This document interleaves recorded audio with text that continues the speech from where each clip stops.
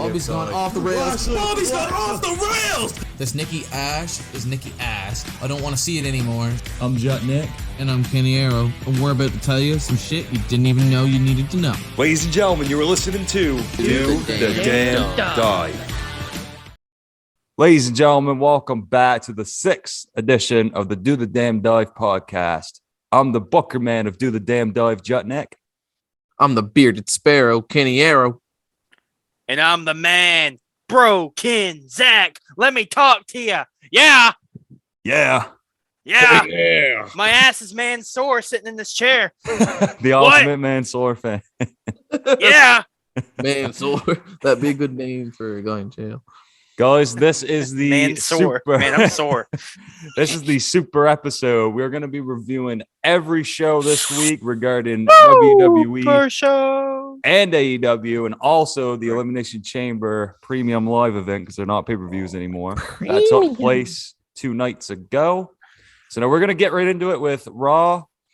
So this week's edition of Raw was live in Indianapolis, Indiana. For the opening segment, we just get all the competitors in the WWE Championship Chamber match, and it ended with Brock beating the ever-living piss out of Austin Theory. So Lesnar is going in strong. Then we get Street Profits taking on the Dirty Dogs, Rude and Ziggler, of course. We get a little recap here of Ziggler debuting on NXT 2.0, calling out Breaker, Ciampa. And Ciampa's actually on commentary for this match. So we're getting some crossover, which I like to see. This was a short match. Ziggler confronts Ciampa to on the outside. He fakes a super kick, and then Ciampa splashes Dolph with Montez Ford's cup. We don't know what drink's in it. Lean. And good, well, maybe 100%. I don't know if we can mention that here, but hey, it's off the rail. Lean beef, like lean ground beef. You know what I'm saying? Dawkins hits the spine buster onto Rude. Ford picks up the win with a frog splash.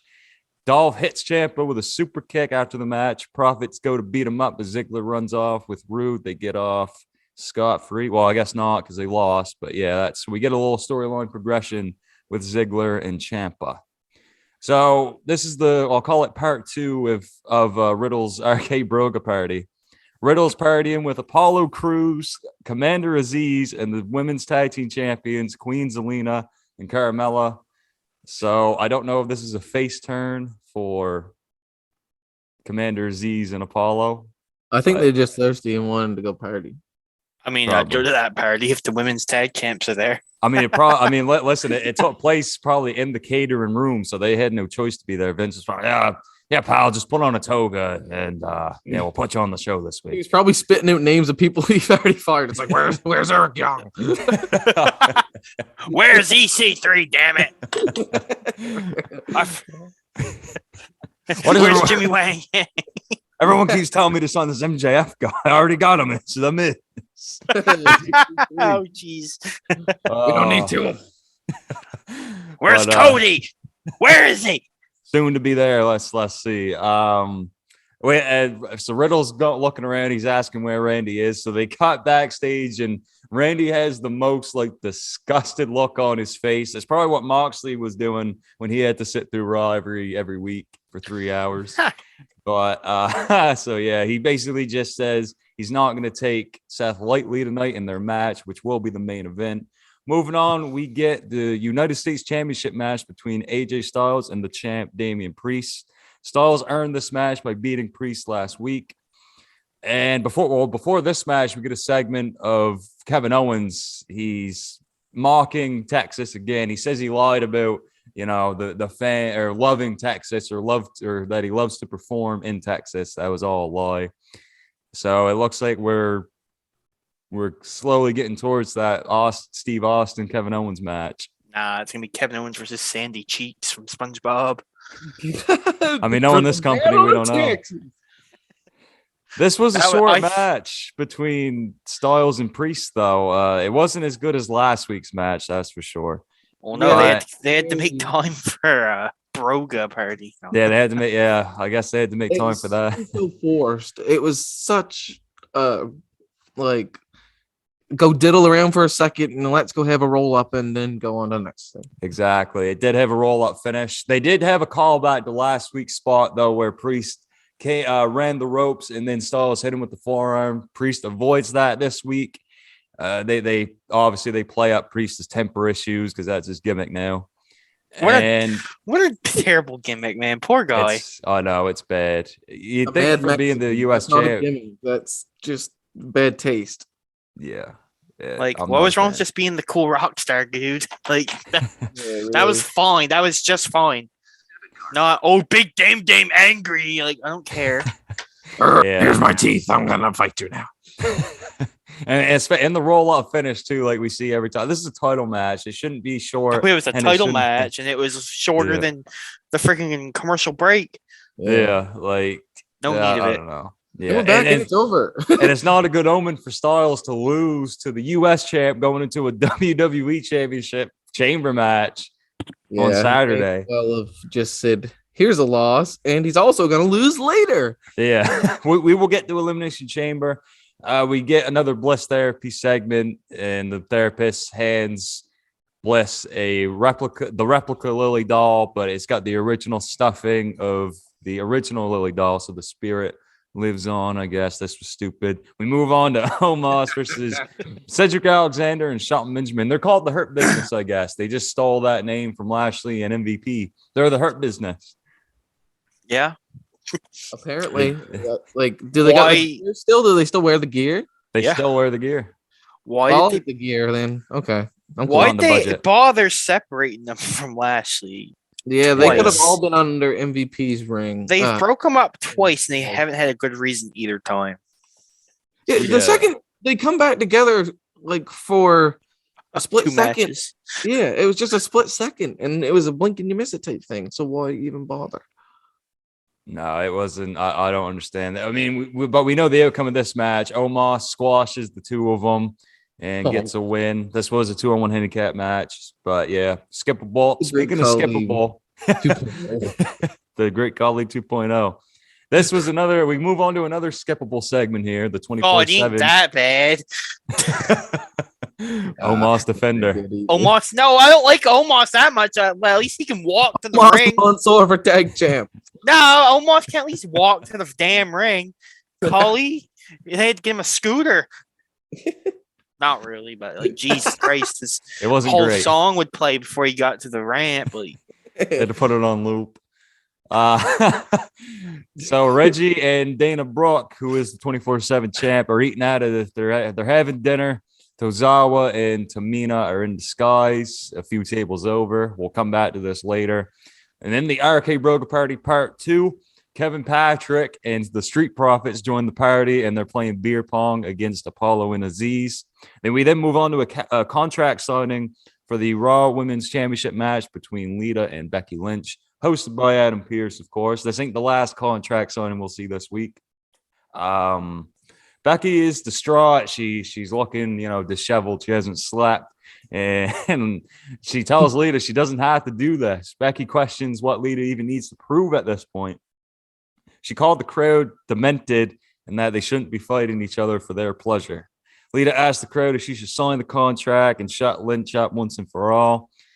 Lita says, Lita says this is not a one-off match and that she's got a whole damn run left in her, a championship run. Lita signs the contract, and then Lynch tells Lita that she's really testing her patience. Lita says Lynch says once she's done with Lita at the Chamber, Botchmania, the fans are going to remember Lita with a tear in their eye. We'll see if she lives up to that promise later on in the podcast. So Lynch then signs the contract. Lita basically says that she's going to end the 500-day title reign of Becky Lynch. Lynch throws the contract towards Lita and walks out. She puts her glasses on and she looks broken. No pun intended there. Ayo! That's my gimmick, damn it. So now we're moving on to some more women's action here. The Raw Women's Elimination Chamber Gauntlet match. The winner of this match will come out last in the Chamber match this Saturday. However, so Nikki Ash or ASH, sorry, or Nikki Ass is Kenny likes to Nikki call Ass. it. Yep. And Ripley started out. Most of this outing takes place during commercial break. Rhea eventually hits the Riptide and she advances further. Liv Morgan, Please believe it or not. Ripley's Sorry. Believe It or Not, no problem. Liv comes out, and this is another quick outing. I mean, Liv did get some offense in, but Ripley hits another Riptide to advance. Dewdrop is next up. This round was a little more competitive, but Ripley manages to get her up and hit the Riptide to advance to round 4. She's putting on the Iron Woman performance here. Bianca Belair is the last one up. Bianca has the upper hand throughout. Excuse me. Bianca is hitting all of her moves, but Ripley's still persevering through them. Later on, Ripley mounts a comeback and hits a top rope drop kick to Belair for a late kick out at 2. The crowd's getting into this now. Bianca comes back, hits a spine buster, then the KOD to eliminate Rhea Ripley. She will enter the chamber match last. Rhea Ripley and Bianca show respect to each other after the match. This was a hell of a performance. And after this match, the 6th participant is still left a mystery, but we'll get on to that very shortly. Yeah, I mean, the early starts of this gauntlet match wasn't anything special, but I thought the match that Rhea and Bianca had was pretty good. So check that out if you want to. But now that we've kind of passed the pay-per-view, I don't think it's necessary to watch anything on this show, but we're still going to cover it. Arcade Broker Party Part 3. Riddle starts playing this terribly out of tune guitar. He's then jumped by Alpha Academy. Gable starts flipping tables. He says the party's over. And then he hits Riddle with the guitar, and him and Otis both walk off. And this leads to Rey and Dominic Mysterio taking on Alpha Academy. Before this match, we get another edition of the 24/7 segment. Our Truth is dressed as a waiter. He brings over a tray of food to Reggie and Dana. Reggie attacks Truth, tells Dana to run. Dana escapes when she throws Tozawa into Tamina. Dana thanks her best friend Ricky for saving her. Ricky Starks. No, Reggie. Reggie wants to take this relationship to the next level, but Dana apologizes for leading him on. Reggie shows his hand and says, "All right, friends, it is." He rolls up Dana Brooke to win the 24/7 championship. Truth mocks Dana for being betrayed by Reggie. They run off, and then Dana is left with the belt. For the love of God, please end this title. Please end these segments. Hey, yo, Reggie ain't no simp. Reggie can do a lot of backflips. Yeah. God. I mean, it's been the same shit for 3 years, man. If he's willing to turn down Putang to hold the 24/7 title, then there's something wrong with that man's head, because that title's just made as valuable as a fart in a jar. I couldn't have said this better myself. My God, that it's went on too long. Yeah, at least the hardcore title was like a shit hardcore match. There you go. Yeah, there was some interesting. At least there was some shock value sometimes, but this was stop sign or kendo stick. It's literally Truth, Tozawa, Dana, Reggie, and the occasional like random mid card like Drew Gulak. Yeah, like most of the 24/7 competitors got released, so the fact of this title's even still. Yeah, they're literally a division. They got more division than the cruiserweights, man. Yeah, I know. 24/7 live. The next thing you know. Yeah. Don't give them any ideas. This is what they should do. Rebrand it as the main event championship. Have it defended on main event. Give it to T-Bar. End the story. Listen, T-Bar's been putting in the work on main event, though. Slapjack. I was more of a Slapjack guy. I like Slapjack. But T-Bar's on there every week. Oh, yeah. He's losing, but he's there. Well, he did beat Roddy Strong on one episode, though. Oh, right on. But anyways, Alpha Academy makes their entrance. Gable is on the mic and he heals on the Indiana crowd. Gable wants to focus more on education. Gable says he's holding his first public assembly. Gable says he's never cheated. Sorry about that. He's never cheated at anything in his life when it comes to his education or his amateur wrestling background. Gable despises cheaters such as RK Bro. He blames them. He blames the crowd for helping them cheat to win the quiz ball. And then Gable kind of focuses his attention on Dominic Mysterio. He says that Rey Mysterio is not a good role model to have. And Dominic beat Miz last week by cheating. So he's shaming Rey Mysterio. So then the Miz and Maurice come out to join commentary. Then we get a picture-in-picture break. This was a decent tag match. The Mysterios got a lot of offense in on the tag champs. We'll go to the closing moments here, though.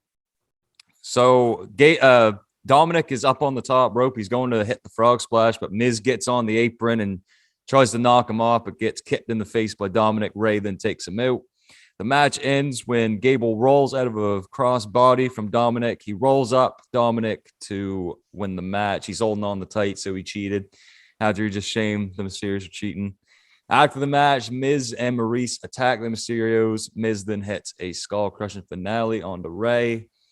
And we will pick this storyline back up at the Chamber. So after this, we get Bliss Therapy Part 2. The therapist says Bliss is cured as long as she has that replica Lily doll by her side. Bliss said it was fun while it lasted. She makes the therapist shake hands with the doll, and then she just enters herself into the Elimination Chamber match. So Bliss is the final participant in that. Thank God these therapy segments are over. After this, we get our main event of the evening. Seth Rollins taking on Randy Orton. We get confirmation of a Mysterio and Miz match at the Chamber. This was a pretty good main event. The big moments of the match. Rollins hits a dive and sends Orton flying over the announcer's table for a commercial break. Later on in the match, Orton hits a big top rope suplex to Rollins. We get a cool counter when Rollins goes for the curb stomp, but Orton reverses with his body slam. Rollins goes for the pedigree, but Orton reverses, tangling Rollins up in the ropes and hitting the DDT. Then an RKO. Orton almost having the match won. Alpha Academy's music hits. They go to ambush Orton, but Riddle comes up from behind for the save. Orton then runs out to beat down on the Alpha Academy. When Randy returns to the ring, he meets a curb stomp by Rollins. Seth gets a win going into the Chamber on Saturday. Yeah, this Raw I wouldn't say it's anything must see. Like, yeah, it's very skippable. See you next week at the Chamber. Yeah, but it wasn't me. Yeah, just, we get some build. I mean, some parts were good. We got a filler, but same old stuff. We're moving on to, oh, sorry. He said something to say, Broken Zach. I was going to say they probably could have cut out some of the bullshit and gave AJ and Damian more time, but. Yes, agreed. Yeah, mismanaging time is a Raw tradition. But yeah, just. Jeez. Like that Dana Brooke segment didn't have to happen. Like the other shit. No. Like half the stuff you mentioned there, I remember why I half paid attention to Raw. That was the drizzling shit. Yeah, it's always something I have on in the background, but now that we're doing the podcast, I always make sure to take some notes. So moving on from Raw, we got NXT 2.0 Vengeance Day. It's a special show tonight, February 15th, 2022. In the opening, we get like this vignette of Toxic Attraction texting each other, talking trash about other NXT superstars. This leads to a hype package for tonight's matches. So, yeah, they wanted to hook viewers in with the Toxic Attraction. So, that was our opener. Smart. To open the show match-wise, we get a weaponized steel cage match. Pete Dunne versus Tony D'Angelo. Dunne starts off quick, throwing Tony into the cage and hitting him with the steel chair. The chair breaks apart on Tony's back. Tony gets his fingers smashed in the toolbox when Dunne starts stomping on it. Dunne is laying on the top of the cage, and Tony hits him with a huge suplex. Crowd's chanting, "This is awesome." They're into it. Tony zip ties Dunne's hands behind his back and then grinds, I believe it was a hammer into Dunne's teeth or mouth guard. Tony reaches for the crowbar on the cage. Actually, hold on. I'm missing a spot here. This was clever. So Tony gets Pete Dunne up in a powerbomb position. And he's going to, there's a table set up in the corner. He's going to powerbomb through a table, but Pete Dunne he's still got his hands zip tied behind his back, gets him into a guillotine chokehold. And Tony has to reach in the toolbox and cut the zip ties apart to escape. So I thought that was a pretty cool spot there. Tony reaches for the crowbar on the cage. Dunne kicks him in the back and sends Tony through the table with a running powerbomb. I thought this was the end of the match. Like, honestly, Dunn breaks the cricket bat over D'Angelo's back, then hits the bitter end. Somehow Tony kicks out. Tony then low blows Dunn to get a near fall of his own. Dunn grabs the crowbar, beats Tony to his own game, hits another bitter end, and wins the match. We will see Pete Dunne a little bit later on. So what do you think of this match? It was not too bad. I think it could have ended after the first bitter end, though. Yeah, it was a very Decent short opener. match, but yeah, it was decent. The crowd was into it, so you can't really go wrong there. But after this, we get a lot of segments. We get a training package, I guess, between Cora Jade and Raquel Gonzalez. I actually like that. I thought it was entertaining. Well, here's the weird part, though. Now you guys got to watch this. I think Zach knows where I'm going with this. So the package starts off with Cora Jade in her bed. She's just waking up from a phone call from Raquel. Who's the camera guy recording Cora Jade sleeping? What's that fellow's name they released there? Her man there. Oh, Trey Baxter. Carlos Cabrera. Yeah, that's who it was. No, not Carlos Cabrera. No, her boyfriend there, Trey Baxter, aka Blake Christian. Yeah. But why was he filming her? What a weirdo. Yeah, that was a weird. Yeah, I don't know. You just gotta overlook that, I guess, with these vignettes. Vincent Mann wanting the cameras in the 20-year-old girl's bedroom. Like, Yeah, what a they're- guy. He like toes at one point, so they'll do anything. They will do anything for entertainment. And after this, we get promos from the two finalist teams in the men's Dusty Cup, the Creed brothers and MSK. We then see the North American champion Carmelo Hayes and his buddy Trick Williams arrive to the arena, and we also see Cameron Grimes arrive. After this, NXT Women's Tag Team Championship match, Indy Hartwell and Persia Pirotta taking on Toxic Attraction, Gigi Dolan and JC Jane. Mandy Rose is joining them at ringside. So during Hartwell's and Pirotta's entrance, Toxic Attraction jump them from behind, so they get an early advantage. Throughout the match, the commentary mentions that the whole love triangle thing, I guess, between Indy Hartwell, Duke Hudson, and Dexter Lumis. Rose gets caught cheating early on or interfering in the match and gets ejected. Persia gets a hot tag, hits a double Samoan slam to Gigi and JC. Persia and Jane brawl to the outside. Persia hits some bad-looking clubbing blows, and then Jane drives her into the steel steps. With no one to tag, Indy gets hit with the Toxic Attraction's high-low finish, I guess you call it. I don't know what to call that move, but Yeah, not sure either. they retain The their combo. titles, and then we move on to say, this match was, I Not like much that to say. Mandy got ejected, so they finally got a clean win. Yeah. Something clean happened. Like, hurrah. But you guys are gonna notice a lot of, when we're talking about NXT, you're gonna notice a lot of interference of this show in matches. We get a Wendy Chu backstage segment. She asked Amari Miller to be her partner in the Women's Dusty Cup, but Miller's already got asked.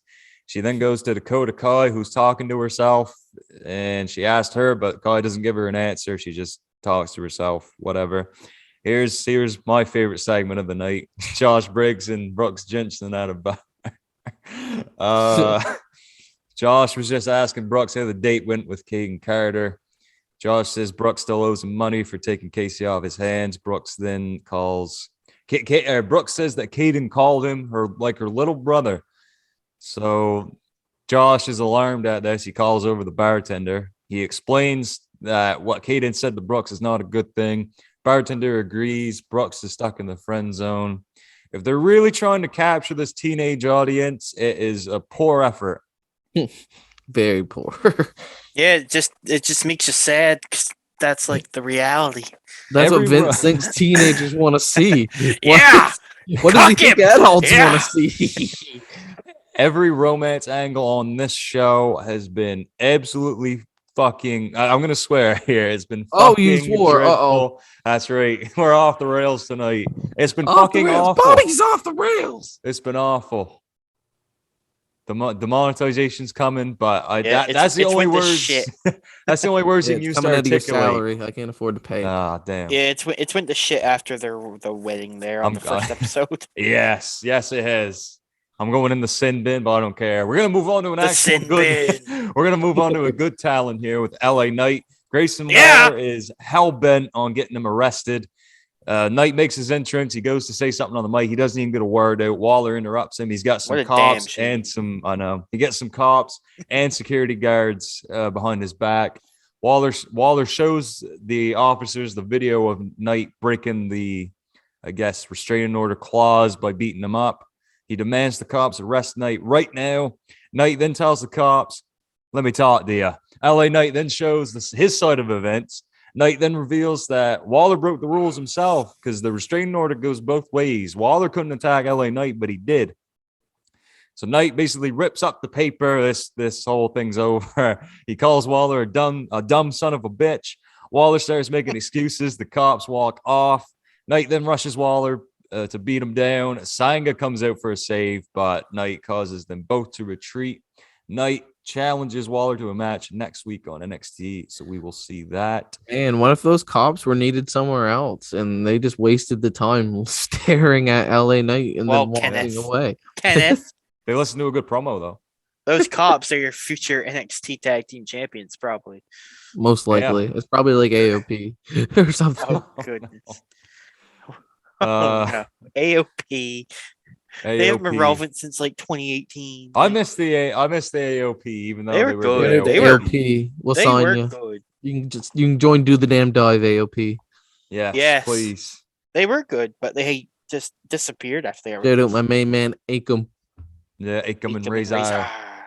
So Akam's a fellow Canadian, I believe.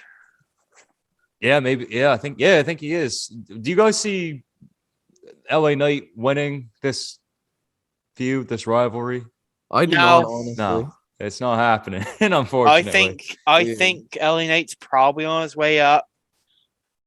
As much as I don't really want him to, because I know they'll probably mess it up and he'll just be on main event forever, losing to T-Bar. But Grayson Lowry lost against AJ Styles, so he needs a win. Yeah, if he wants to be over as like the top heel. Yeah, that's the thing. They got to put LA Knight in that role. He's got to leave NXT. There is no point. He's not going to be the NXT champ or the North American champ. I just hope when Vince hears him talk, he's just like, "Hey, put him in the main event." Well, as we know, they like releasing the most entertaining people. Yeah, remember EC3? He can cut a promo for days, and they made him mute on the main roster. So, really, that's what I worry about. Take away a man's strengths and see what you get. That's not how you should run EC3 is not known for his in-ring work. He's known for his character. But yeah. Man, that's LA like Knight an old very first NXT with Johnny Curtis and Derek Bateman. Oh God. I could still dribble in my drawers thinking about some of those funny things. Yes, he's got very fond memories for the old Derek Kenny Bateman era. also carried the old NXT too. Yeah, really. Him and Daniel Bryan. So, getting back on track here, we get Indy Hartwell and Persia Pirotta backstage in the locker room. Persia says it's okay. Stupid name. Yeah, I know. They got another chance to fight for the tag titles when they win the Women's Dusty Cup. Sounds like a porn star. Persia Pirotta. Come on now. Yeah, look at that. That one's going off track. Alexis Texas. They may as well have called her. You can blur that one out, but let's that one's gonna be blurred out. Let me talk to you. What's with all these new NXT 2.0s? Like you have their first name and their last name start with the same letter. You got Lash Legend, Braun Breaker, Persia Pirotta. There's another one I can't think of. Von Wagner. Oh wait, no. What? No, I just wanted to really mention Von Wagner. Von Wagner. There was another one though. Yeah. Oh, Idris Sanofi. That's what it was. Yes. Yeah, a lot of I don't know. Maybe that's more marketable. I'm not a marketing guy, so I don't know. But they're just not. I don't know where the marketing. Like these names, it's just like this backstage segment was basically meant to play out this whole love triangle or love square. So Duke Hudson, so Indy Hartwell leaves with Dexter Loomis, and this leaves Persia annoyed. Then Duke kind of throws his hand out there, and Persia leaves with him. The two walk off. Yeah, more romance. I don't give a fuck. An NXT North American Championship match. Cameron Grimes taking on Carmelo Hayes with Trick Williams at ringside. Before the match, we get a promo from Ciampa. Tommaso basically just talks about what Dolph Ziggler said to him last week, and that he's going to be staying tuned to the NXT Championship match later on. So the match begins. The two kind of showboat. So Grimes goes for a PK from the apron, but Trick distracts him, giving Mello the upper hand. Mello then hits a kick to the back of Grimes' head, and then the fadeaway. That is an awesome move. This leads to a picture-in-picture break. Trick punches Grimes as a few times during commercial break, so Trick's kind of cheating. And Trick gets on the apron to cause problems for Grimes. Mello goes to sneak attack him, but Grimes pushes Mello into Trick. Then hits a reverse Rana onto Mello. He hits the PK to Trick on the outside, then a top rope crossbody. He nearly gets the win. Closing moments of the match, Grimes hits the double stomp on Trick from the apron to the outside. Mello then grabs Grimes' head and slams it into the barricade. Mello gets Grimes in a crossface. Grimes is near in the bottom rope, but Trick pulls it away. Carmelo sends Grimes head first into the top rope. Then hits the top rope scissors kick. I don't know if he's got a name for that finish to retain his championship. So we get another title retention. This is worth checking out. Definitely check out this match. Yeah, we got the interference, but it's kind of Carmelo's, I guess. It's Carmelo's He's world. got some tricks up his sleeve. Yes. I couldn't have said it any better. He's got some tricks up his sleeve. I'm a big fan of both competitors, though. It sucks Grimes couldn't win. It's because his friend's name's Trick. Yeah. In case you guys, yeah. Just in case you, yeah. In case you, yeah. Yeah. Dummy. Yeah. But yeah, let's hope. We're live, pal. Let's hope Grimes gets some more things to do in the future. Men's Dusty Cup Finals match. The Creed brothers taking on MSK. The winners of this match will receive a shot for the tag team championships against Imperium. Before this match, so yeah, like Raw, we get the match. One team makes their entrance, and then we get a backstage segment. It's Io Shirai and Kaylee Ray. Kaylee Ray convinces Io to smash some glass with her bat. Zoe Starks comes in and asks what they're doing. Io walks off saying she likes Ray, so these two will most likely be a team in the Dusty Cup. During MKS's entrance, we hear an old audio quote from the late, great Dusty Rhodes. MSK's theme is actually remixed with the American Dream song, so I thought that was pretty cool. Yeah, that was nice. During the Creed's entrance, before we see him, Bivens is giving him a pep talk, and all of Diamond Mine's there. I think he quotes Malcolm X at one point. Bivens has a John Cena-esque towel. It says, "Never give up," and then on the back it says, "Nah, you should." So that was pretty cool. Bivens is just such a good manager, man. he's like carrying it right now. He's personality personified for that group. Yeah, Diamond Mine ain't gonna succeed without him. That's all I gotta say. I'm sorry, but that's the truth. Oh, yeah. They need that. Listen, if a team don't got charisma, which sadly none of them do yet. Roddy ain't known for being charismatic. No. Roddy's Mr. Stamina. Yeah. Roddy can work. The rest are a little green, but this was definitely a match to check out. But we're gonna, since we're kind of we're trying to run through the show as quick as we can, but we're also trying to be in depth here. But check out this match for sure. We'll go to the end. Nash Carter goes for a dive to the outside, but gets caught by Julius. Julius hits the Roman slam to Nash. Julius brings Nash Carter back into the ring to hit the basement clothesline and wins it for the team. The Creed brothers are your Dusty Cup champions. The team celebrate with the cup after the match. So, yeah, definitely, like I said, check this out. Really great tag match. I'm becoming a huge fan of the Creed brothers and, well, really everyone in Diamond Mine. Best faction and that NXT's, well, really only faction, but the best one they got. Well, Imperium, I guess. Good. Yeah, true. Yeah, they are getting better every week. And Phantasma. Yeah, true. Yeah, there's so I guess now that you guys are bringing it up, I'm thinking about and all Toxic the Attraction. I still don't know how to feel about Toxic Attraction, to be honest. I can tell you how I feel, but I think they're attractive, but I don't know how toxic they are. They don't really act toxic, do they? No, they're not. They just really sit there and they just like one of them eats their flour, one of them shakes their eating a flower. Let's just take the salad to the next level. And then Mandy Rose is just like, "Hey, delicious. Remember when I was with Otis?" And he goes, Next they're match, gonna- get her going, bud. Next match. Before the match, we get a well. Now we're back to the segments again. Oh, my Unfortunately, Nikita Lyons hype package. She will be debuting next week on NXT. Imperium So, like, I cut a can promo. sing and kick ass. Yeah, she's just boxing and singing and doing her MMA What's stuff. her gimmick gonna be? Is she Just a jack of singer? all Dancing with trades the gimmick? Stars meets UFC. Like, I think she was on 205 Live once, and she's really tall. Huh. Well, we'll wait and see. I can't judge because I Maybe haven't she's seen nothing short yet. now. So No, in WWE, they give someone a gimmick for fucking sleeping. What is she gonna be like? Is her favorite thing gonna be like bathtubs or something? she is a blonde though, so I think that'll work to her advantage. Maybe she'll be like the next Yeah. Rhea Ripley.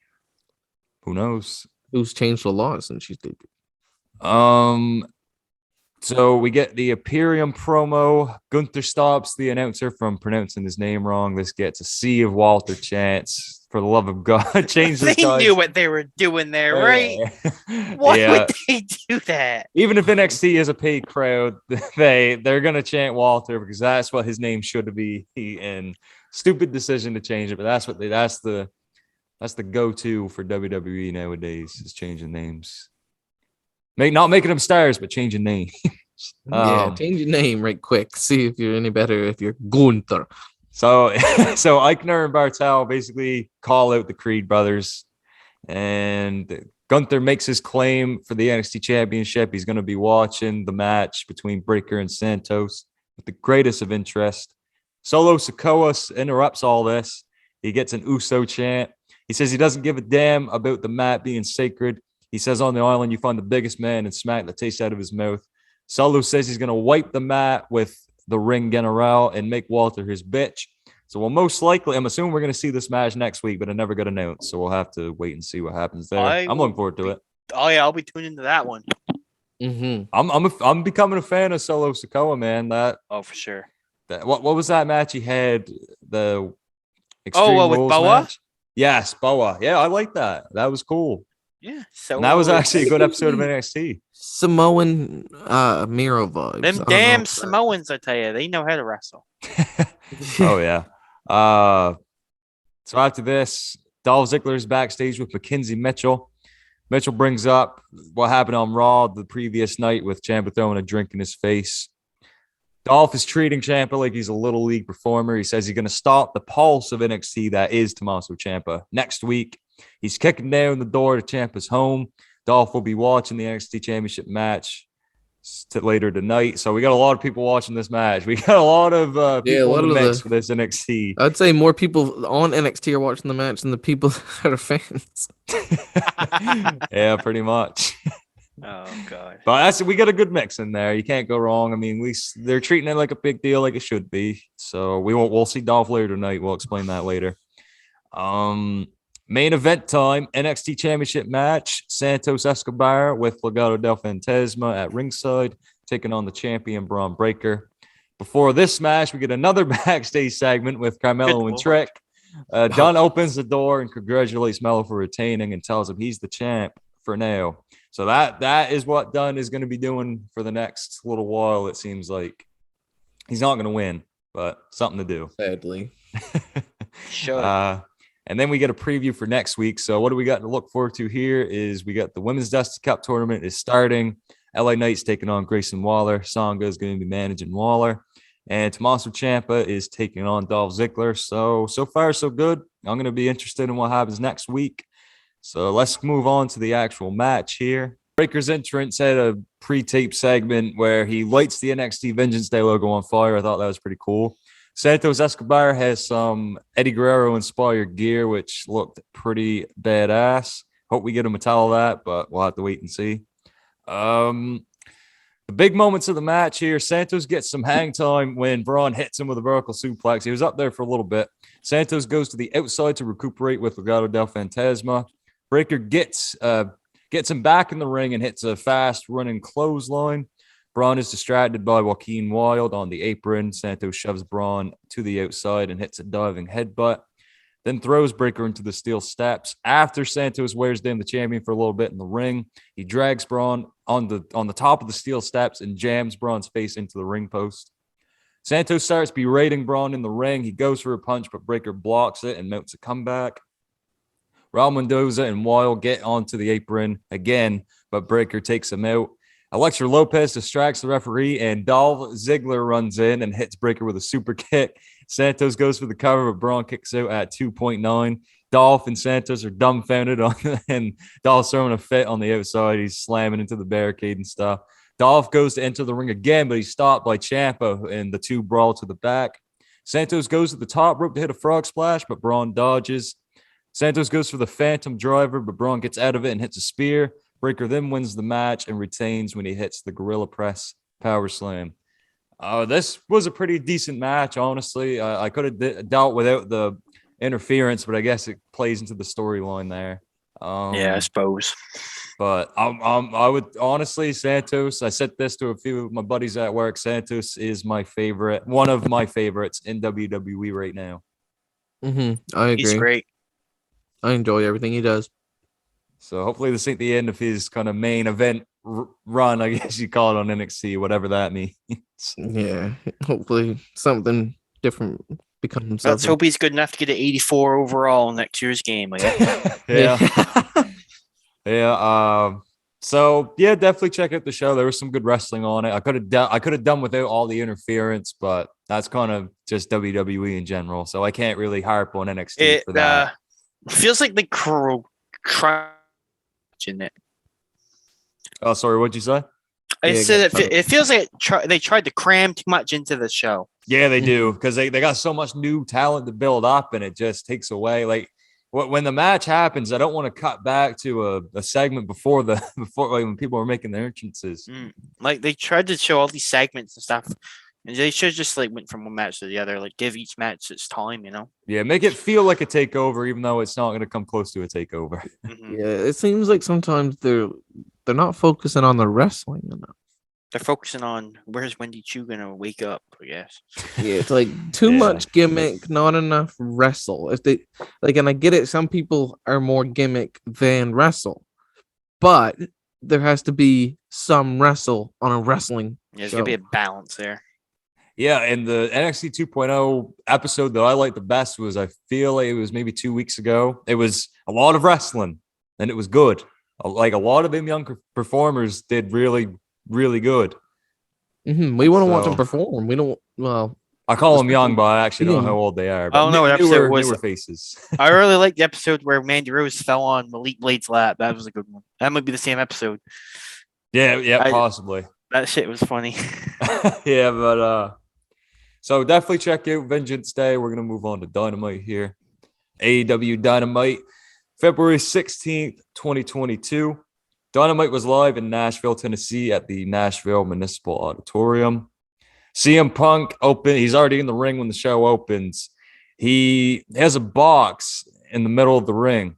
Ooh. So he's mocking MJF.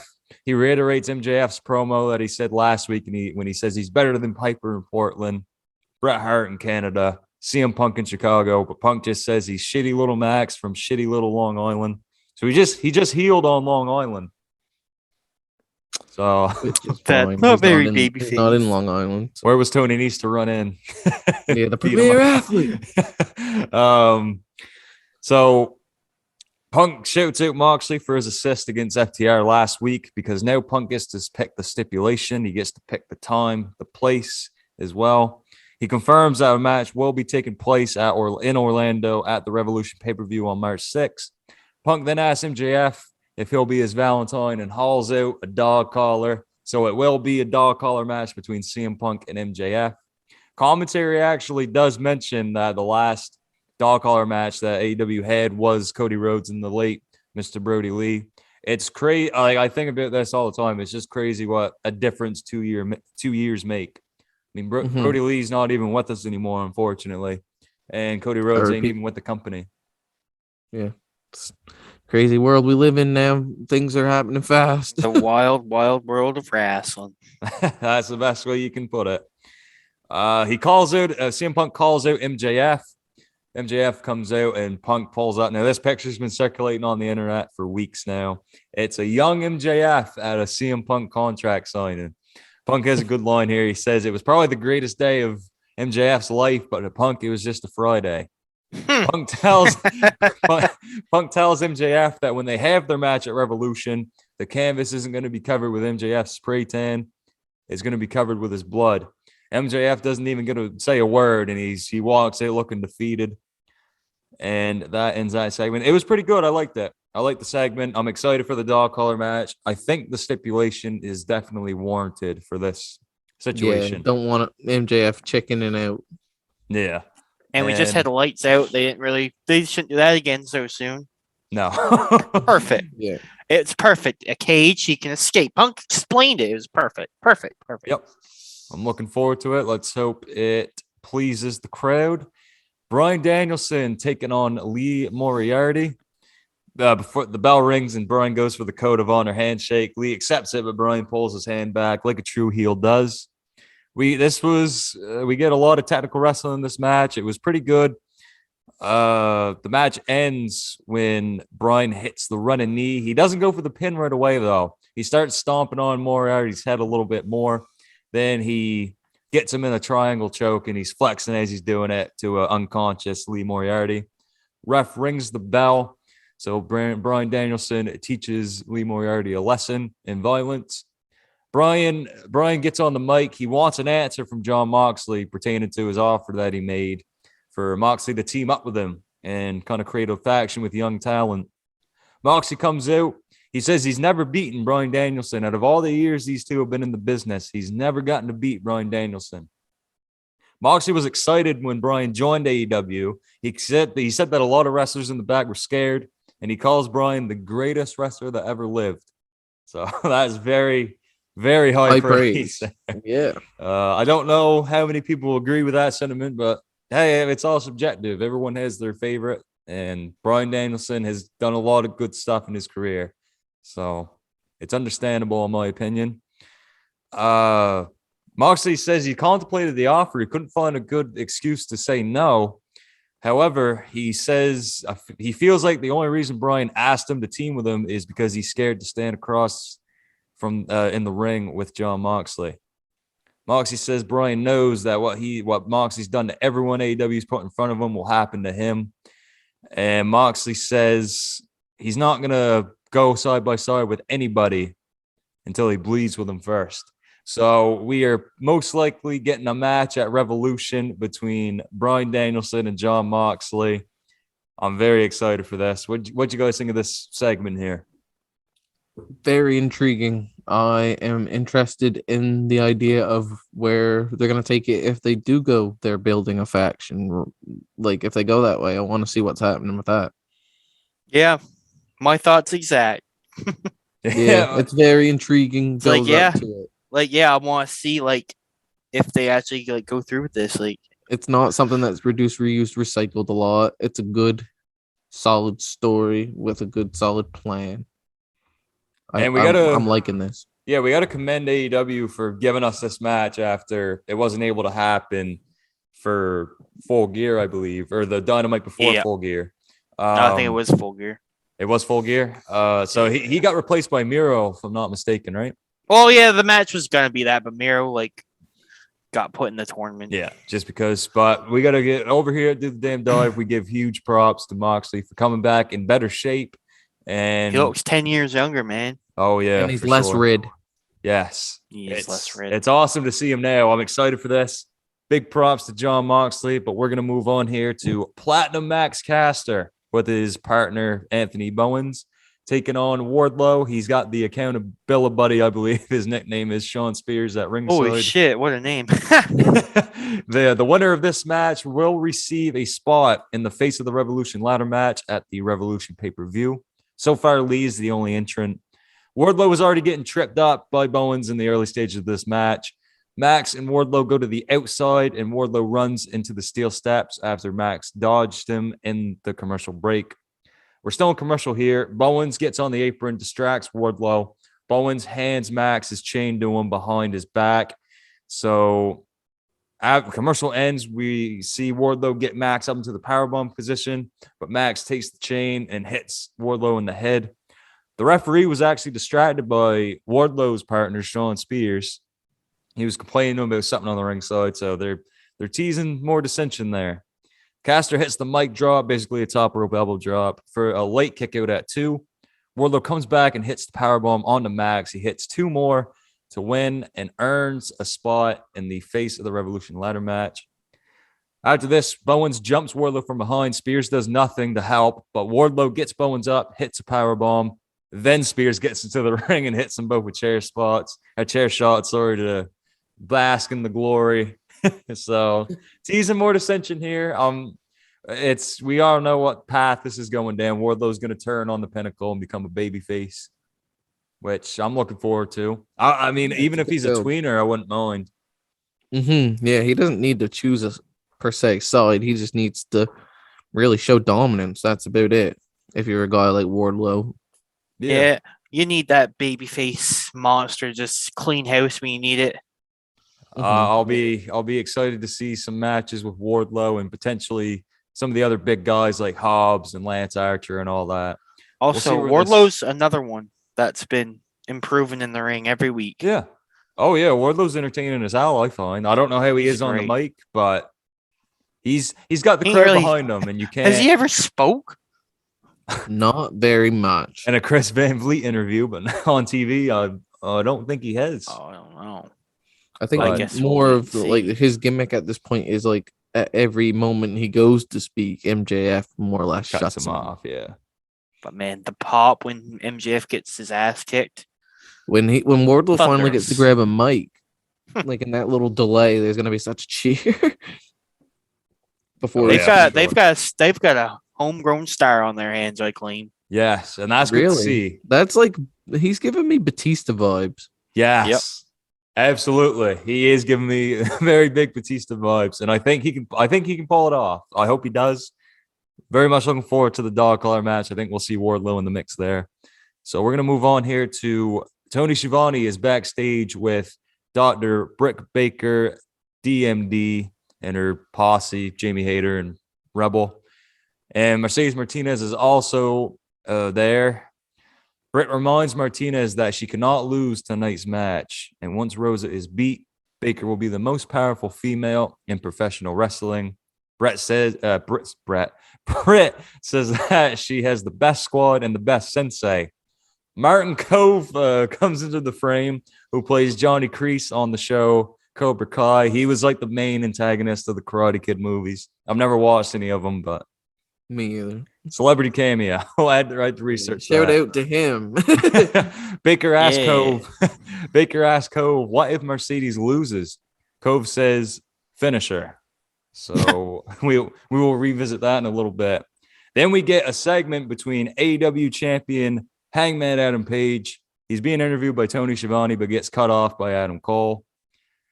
Adam had a great line here. Cole, that is, two Adams. He said to Hangman, whenever we was in the same promotion, he was always just known as the other Adam.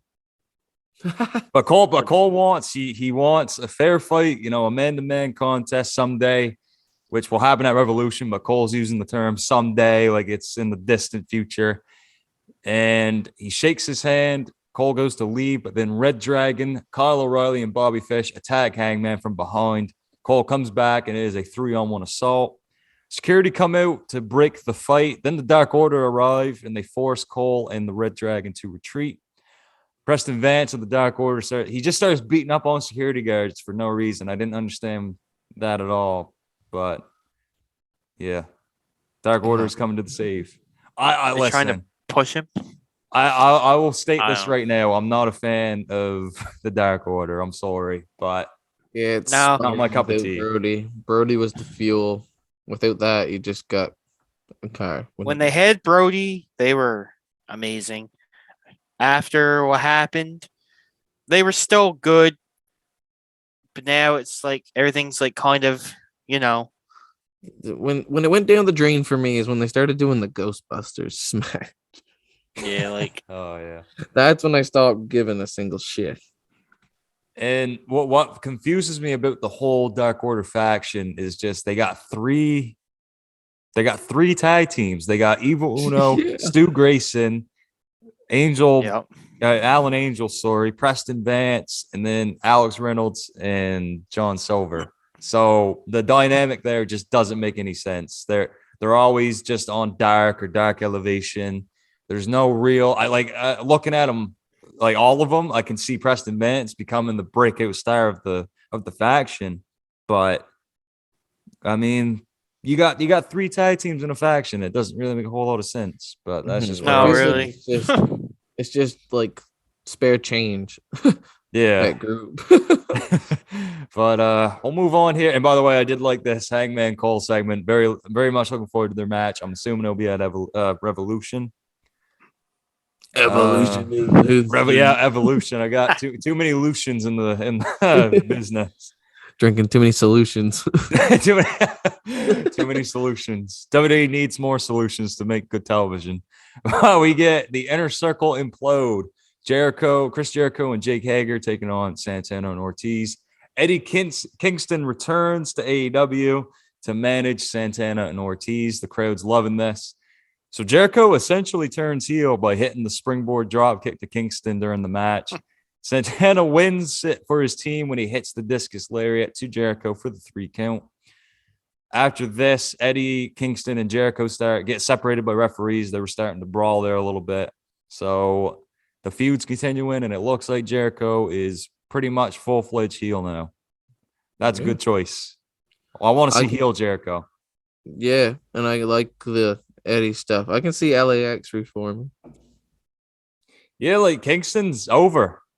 Now, He's do over I want like to see Rover? Like people I love to see him. I love to see win him. a title now. I want him to be the fucking FTW champion. Yes. I just want to see him fits talk him. shit with that little orange strap on his shoulder. Yeah.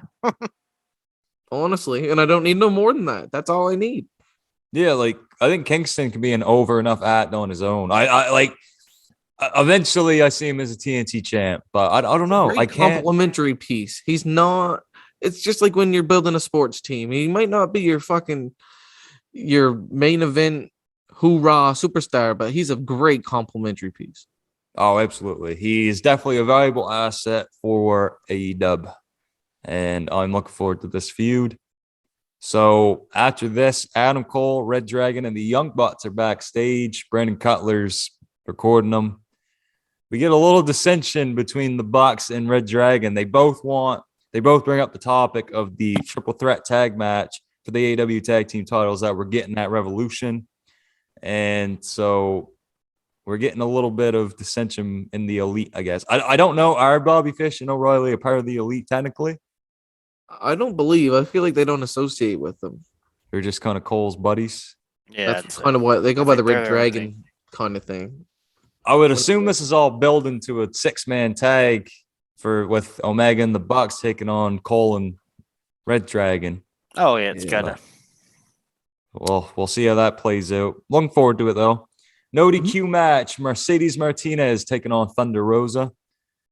Unfortunately, this match had a few iffy spots here and there. Mercedes went to the table spot. Mercedes went to hit Thunder Rosa with the Fisherman's Buster, and the table did not break at all, and the two just kind of like awkwardly slide down the table. It was more of a water slide than a table spot. Yeah, that was I think they hit the wrong part of the table, but accidents happen. For the finish, Thunder Rosa hits the 5 Thunder Driver onto some chairs, but it was a move that Mercedes Martinez never even hit the chairs. It's kind of like when Sheamus did the Irish Curse backbreaker, I think it's called, to Randy Orton on steel steps. Yeah, it was basically laid him there. Yeah, questionable finish, but I mean there was some good, some good action in there. I guess I can't say this is one of my favorite women's hardcore I expected matches. more from those vets. Yeah, but I mean it was all right. It wasn't god awful, but few missteps here and there. After the match, Britt, Hayter, and Rebel beat down Rosa and Mercedes Martinez, so they turn on Martinez. And Britt holds up her AEW Women's title. She's standing tall. We then get the Kings of the Black Throne vignette. They're basically going over their match with Pentagon and Pac, which will take place next week. We'll also see Eddie Kingston and Jericho have a face-to-face confrontation. And the first of the 2 tag team battle royals will take place. Winner of this will get a spot into the triple threat tag match for the AEW tag team titles against Jungle Boy and Luchasaurus. So we got that to look forward to. We get a Jay White vignette. White throws some shade at Omega, and then he hypes up his match with Trent Beretta on Rampage, which we will get to very shortly. Main event time, TNT title match. Darby Allin taking on the champion, Sammy Guevara. This was a really good match. Check this out. And I mean, we saw Spanish flies, cutters to the outside. It was worth a watch for sure. Warranted of a main event, I would say. Yeah, for sure. That was great. But so Darby, we'll get to the close of the match here. Darby's going up for the coffin drop. He pretty much has the match won, but Andrade runs in and hits Allin in the head with a tablet. Sammy, not knowing what happened, hits the GTH and retains his title. After the match, Matt Hardy runs down. He's the business partner of Andrade. He starts beating up on Darby. Sammy goes in to help, but Andrade comes back and hits Sammy across the back with the tablet. Sting is just doing a horrible job of helping out Darby or Sammy. He is 60 odd. True. He's just kind of slowly walking around the ring and watching this all take place. He's pacing like an old dog. He's focusing on Matt Hardy. He chases him off. The show ends with Andrade holding Sammy's 2 TNT championships. Then Sting chases them both off with a bat to close the show. Sting. I thought it was a decent episode of Mr. Stink. I thought this was a good episode of Dynamite, to be honest. We got some good build and some good matches. I can't complain. My biggest question: why is there still 2 titles for TNT title? I'm assuming that'll just be a Sammy thing. Since he's not getting his own belt design, he'll just be known as the guy with 2 titles. Yeah, I could see it, but at the same time, it's kind of like when Christian Cage got the Impact Championship when it was both of those title belts. When I was like, yeah, I don't like it when people have 2 belts. Yeah, when there's 2 belts for one reason. Like if he has 2 belts, have 2 reasons. If it's the same title, like if you had the US and the Intercontinental, then that would make sense because they are different. But if I had 2 NXT championships on my waist, that'd be pretty ridiculous. But that's just Sammy's thing. That's something I don't understand. Just give us some facts. Like, give me some reason. He is the undisputed TNT champ. I suppose. I think Dynamite clocked in with a close to 900K viewers, but it wasn't quite. It was like in the 800K, late 800Ks. So a disappointing rating for Dynamite for sure. But hopefully they'll bounce back after the pay-per-view. So let's just move right on to SmackDown.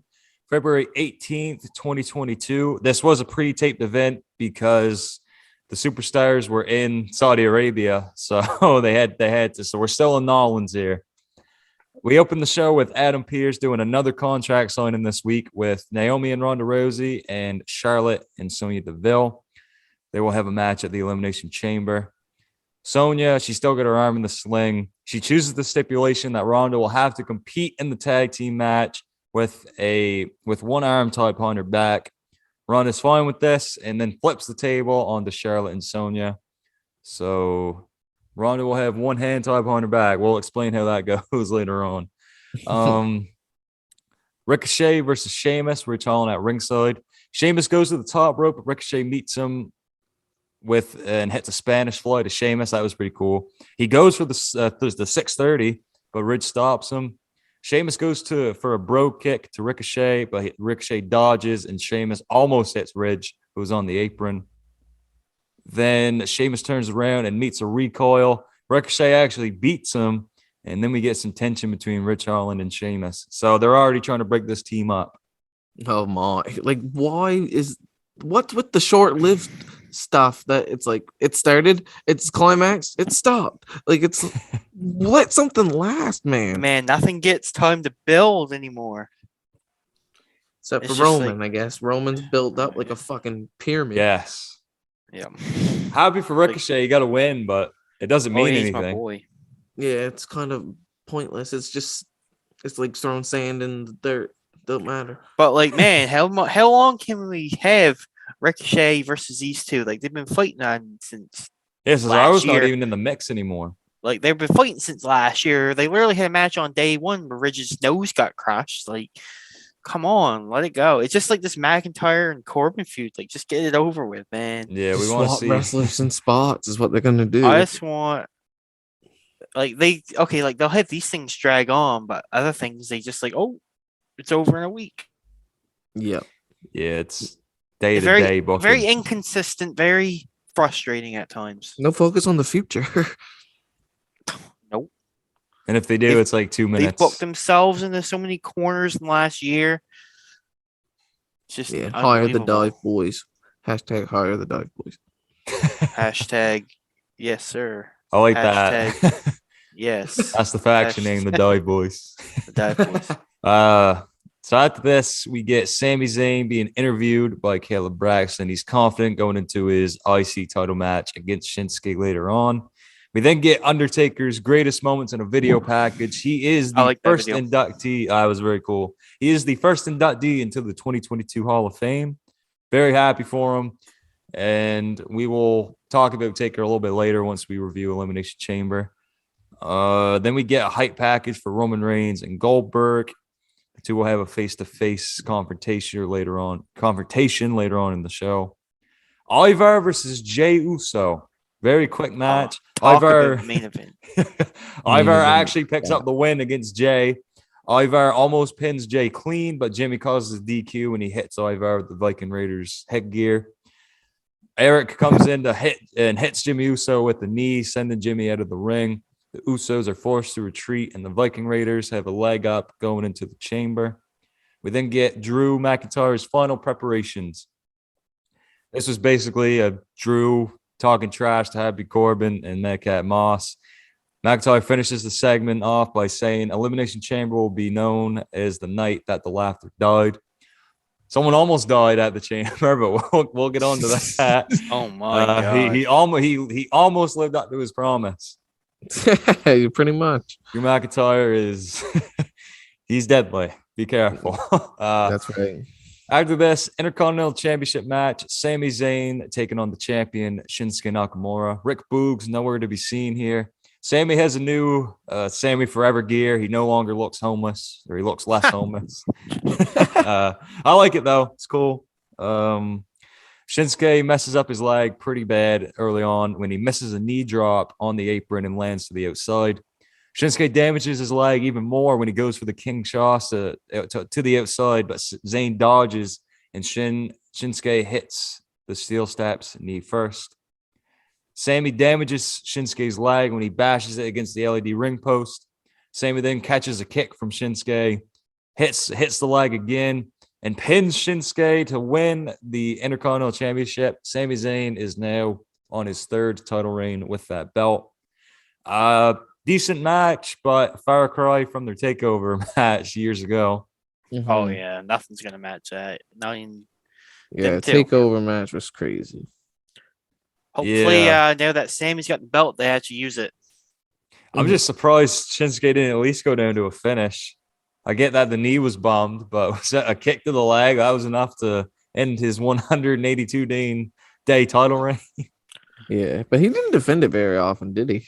Yeah, the title, the mid-card title is just an afterthought. It's a shame. I hate that. Like, happy for Sami Zayn nonetheless. He's the champ. We'll see where this goes. Maybe they'll give him some more screen time with the belt. We then move on to Goldberg and Roman Reigns confronting each other.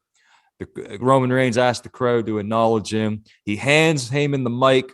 Heyman has a very weird line here. He says when he stands close to greatness, he finds it spiritually orgasmic.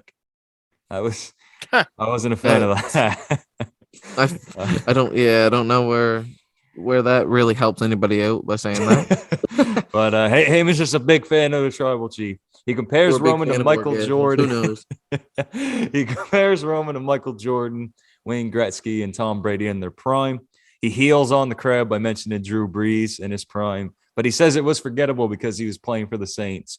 And this leads to the crowd chanting, "Who dat?" which is the battle cry for the New Orleans Saints. Heyman tells him to not interrupt the Wise Man's promo. That's what Heyman's new nickname is, the Wise Man. And Goldberg's music hits.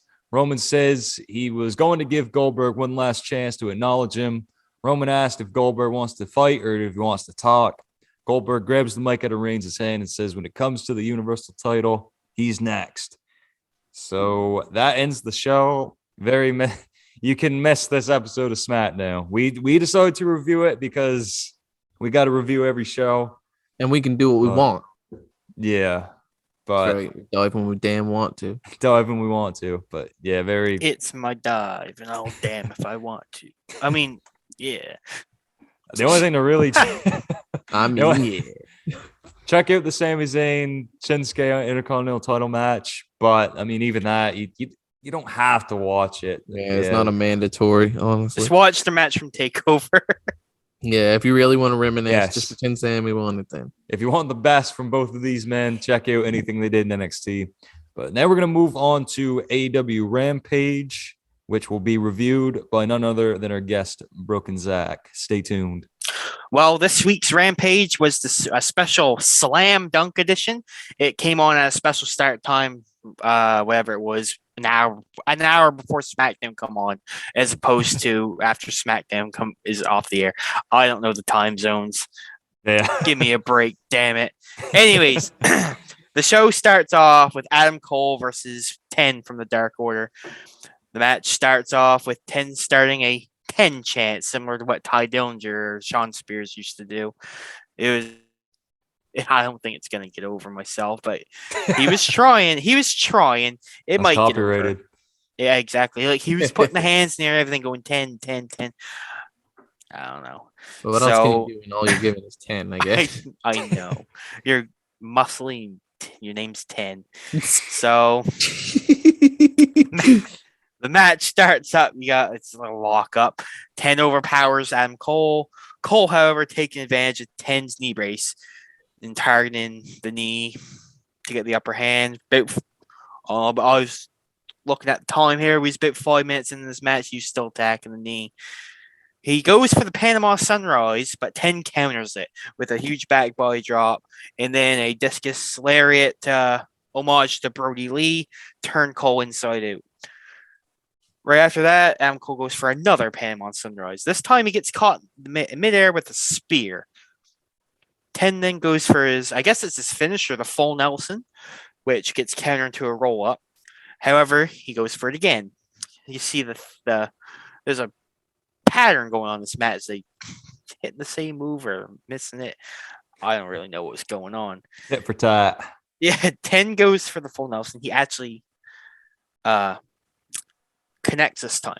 However, Adam Cole does the thing where he runs to the corner and does the flip. Well, I don't know what you call it, somewhere. Whatever the slice spread number 2 is, you know what I mean? Like, yeah, jumps off thing. Y'all can picture it in your head.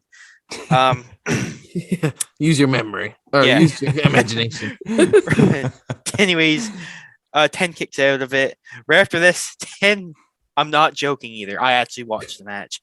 He once again locked in the full Nelson.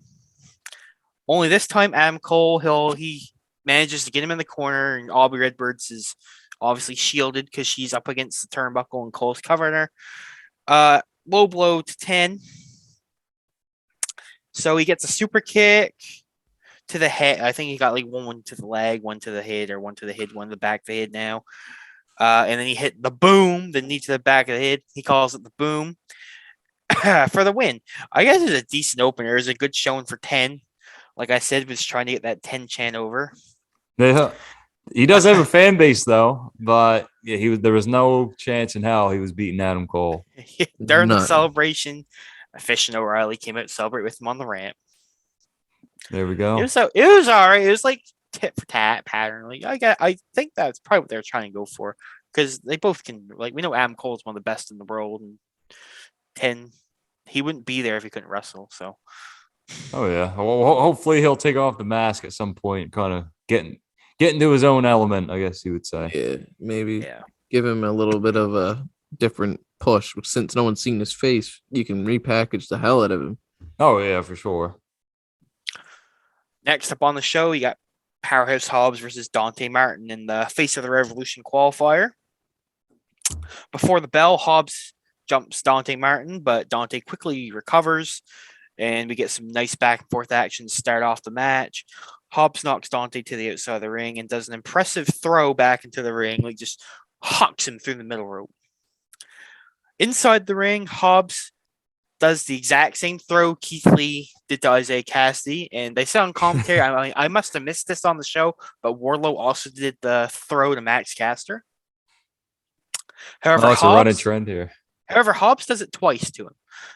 Hobbs is in control for the most part until Dante hits this beautiful springboard corkscrew to the outside. Like it was beautiful. It was lovely. It was lovely. Chef's kiss. Back in the ring though, throws him back in the ring. Missile drop kick. Dante Martin is in the sky. He's a phenomenal talent. He's got bright things ahead of him. The man can fly. Yes, sir. Do the damn dive. However, do the damn dive. But however, nothing for him. Hobbs hits a spine buster and gets the win. These two have got some good chemistry, I can tell. And they're both future stars, for sure. Yeah, that was a huge spine, but like Dante Martin gets that boy, up. that boy went flying in the air. He sells like he's a freaking carny, man. He's just everywhere. That's as dangerous to be a master of selling those, and they're gonna want you to do the job. He'll be doing the damn job. Do it. Job, yes, sir. But so far, looking at the landscape here, in the Face of the Revolution match, we got Keith Lee, Wardlow, and Powerhouse Hobbs. That is it's a fucking meat right wagon.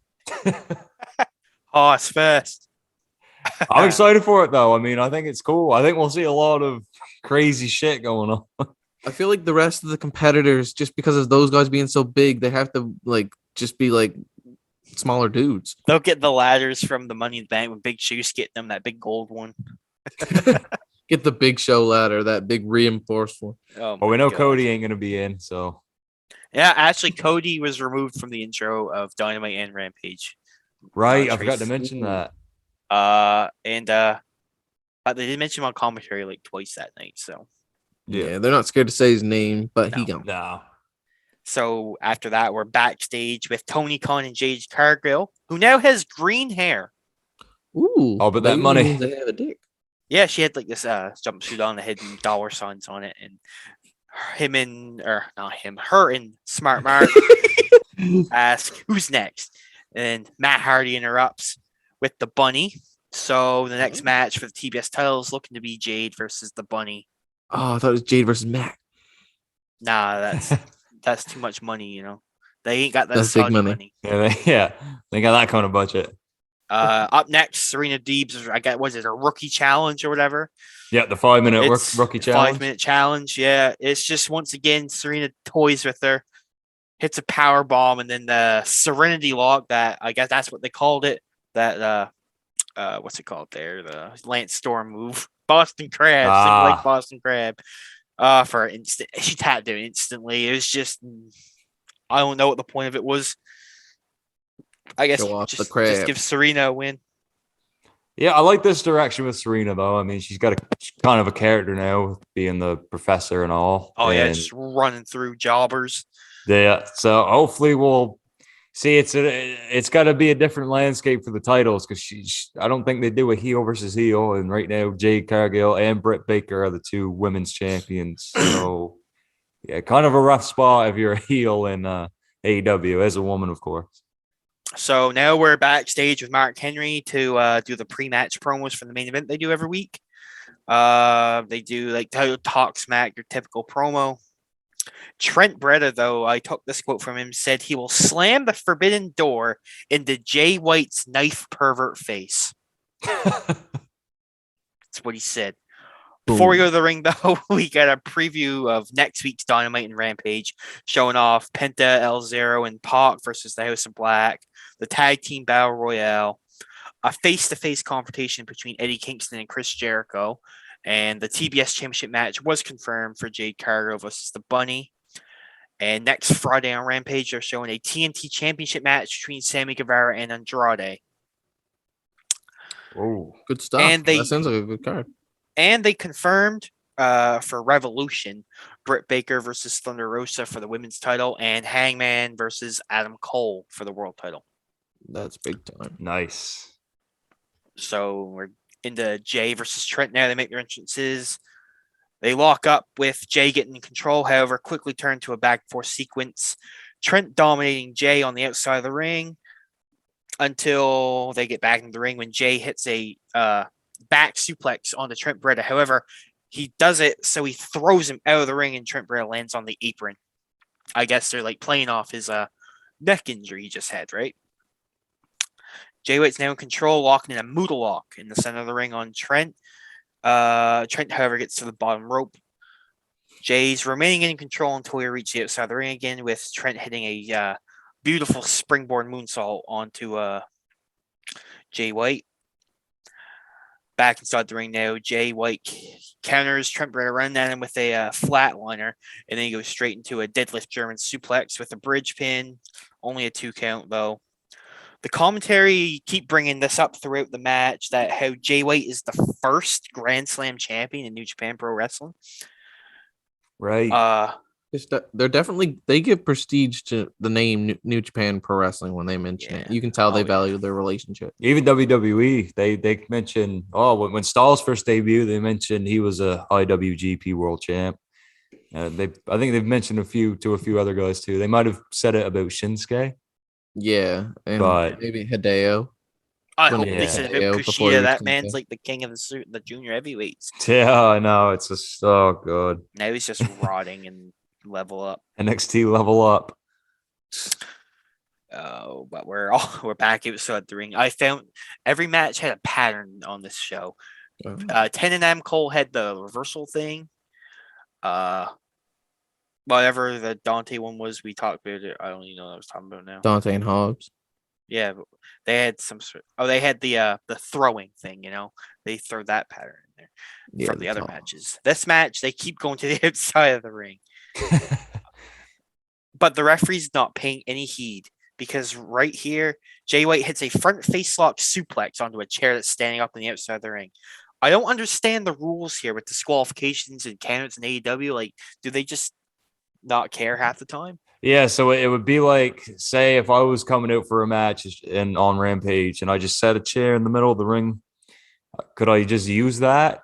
That's basically what happened, because he suplexed him right on a steel chair. Refereeing in AEW doesn't have, like in WWE, at least they made a paper mache. When they get hit, they fall over. And or like, you know what they're gonna do in AEW, sometimes they're calling it right down the middle and they're watching their every move, and then the next match they're acting like the 3 blind mice. It's just really pretty much. Yeah, I guess it's that indie shit, like the indie. Yeah, they gotta Indiaize it and just kind of let shit happen, like when a tag match is going on and let both all 4 competitors in the ring. Yeah, it's funny because happens way too often. Jericho got onto the Lucha Brothers case because the Lucha Brothers wasn't using barely any tag team psychology, and I guess Jericho I remember the reports. I don't know if it was maybe like a year ago or something, but Jericho was upset at that. But I mean, I don't know why he singled out Lucha Brothers when pretty much all of the roster, they got to have more referee consistency there. I mean, even the WWE reps are ejecting people. Man, like at least they take a bump for 10 minutes. These refs are like standing watching it. Anyways, they're just like a fan in the ring. Like, we're nearing the end of the match now. Trent Beretta goes for his finish. I forget what it's called. Blade Runner. Is it the Dude Buster?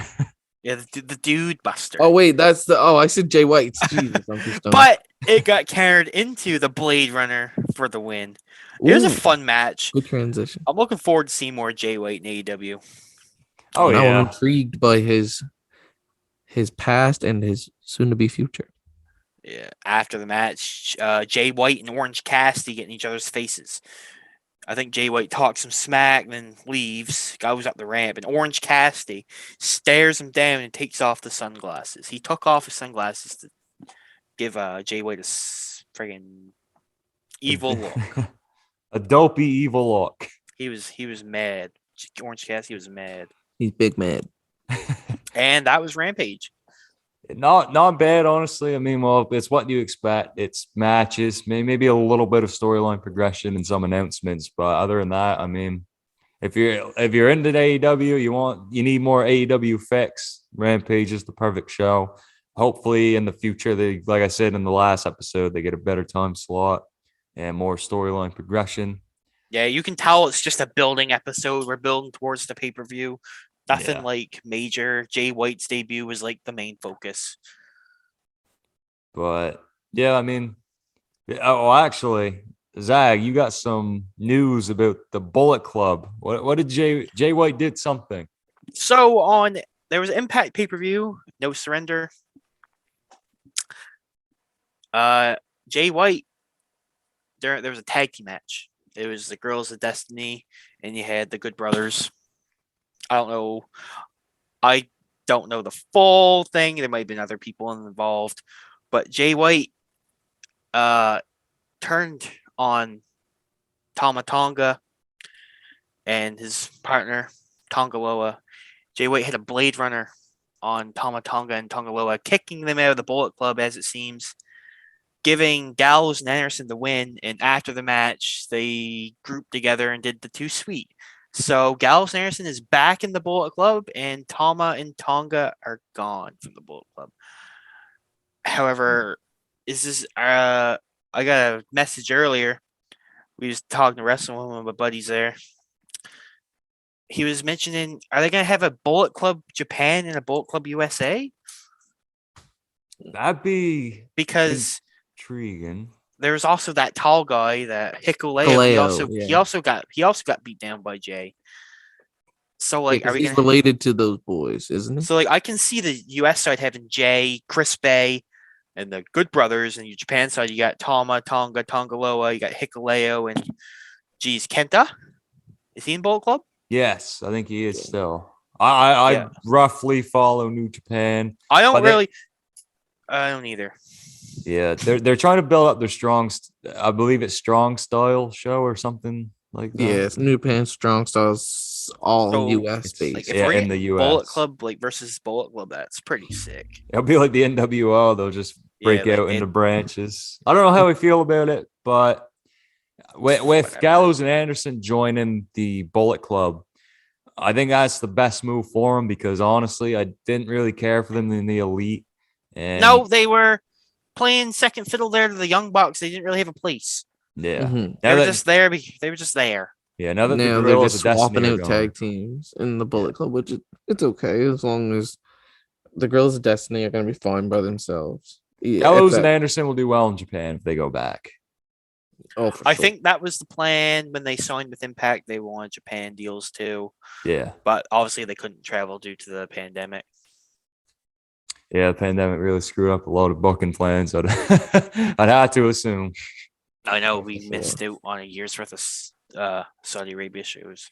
Yeah, I know. That was a shame. Speaking of Saudi Arabia shows, just want to thank Brooke and Zach for reviewing AEW Rampage for us.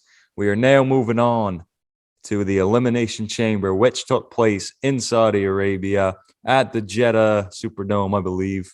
Yeah, so we'll get on to that next. Elimination Chamber obviously took place in Jeddah, Saudi Arabia at the Jeddah Superdome. I'm now going to run down the card. Yes, sir. Let's hear it. We get a pre-show. The pre-show has a match with The Miz taking on Rey Mysterio with Rey's son at ringside, Dominic. Throughout the entire match, The Miz is yelling at Dominic, who's at ringside. He's healing on him. Eventually, Miz goes to strike Dominic, but Dominic punches him, and this leads to a roll-up by Rey for a 2 count. The match did get "This is awesome" chant by the attendees, so they were into Rey Mysterio and The Miz. Rey attempts a 619 but Miz rolls out of it and grabs a chair behind the announcer's table. Rey sees this and gets Miz back into the ring. Then Dominic picks up the chair and he goes to hit The Miz, but the referee does catch him and ejects Dominic. Miz then goes for the skull crushing finale, but Rey counters and rolls Miz up to get the win. Miz attacks Ray after the match, but Dominic comes to the rescue, and the two hit Miz with a double 619, and then the two also hit a frog splash, a little tribute to Eddie Guerrero. Actually, a pretty good match for the pre-show, I ain't gonna lie. I mean, I was entertained, and Yeah, 2 good stars for a pre-show. When I mean, would you ever hear that on a pre-show? You can't like get a bad match with Rey Mysterio. He's awesome. no, he's And still the Miz, wrestling. always solid. Yeah, I just think it's kind of, you got your 2K cover star on the pre-show. yeah. Really? No, they have to give Ray something, but they just don't have any spots Like, for him. Yeah, they don't want to go all in on him either. Like, why can't he be the U.S. champ? Like, come on. Yeah. It's If like that's it'd you be want like a to do weird it. trend if the 2K cover stars from now on just get these mid-card feuds. Yeah, they're always giving the cover to what IC champs. Like, when is that ever gonna become a Yeah, thing? Sami Zayn on the 2K23 cover. Him in the jackass. the crew. conspiracy edition. The conspiracy. Yeah, no, that'd be kind of sick, actually. Logan Paul or Um, something on it too. But no, cannot complain. Pretty jeez. good pre-show match. And so the show goes live on Peacock or the WWE Network, depending on where you're at. Peacock.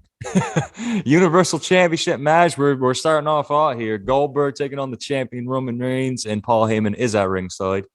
Roman asked the Saudi crowd to acknowledge him. Goldberg's music hits. The crowd was pumped to see him there. We get Goldberg chants. The two take it to the outside early on. Goldberg manages to hit a spear. Roman comes back with a Uranagi.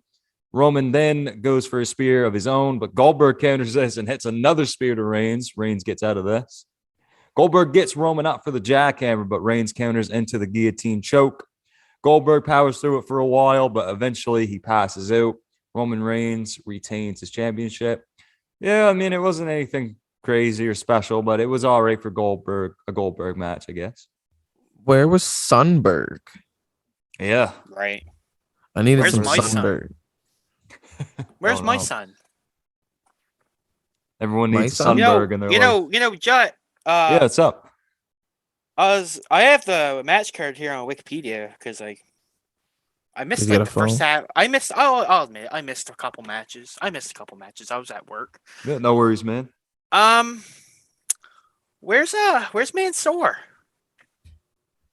Oh, are you gonna break it to him? And Was he in a dark I match?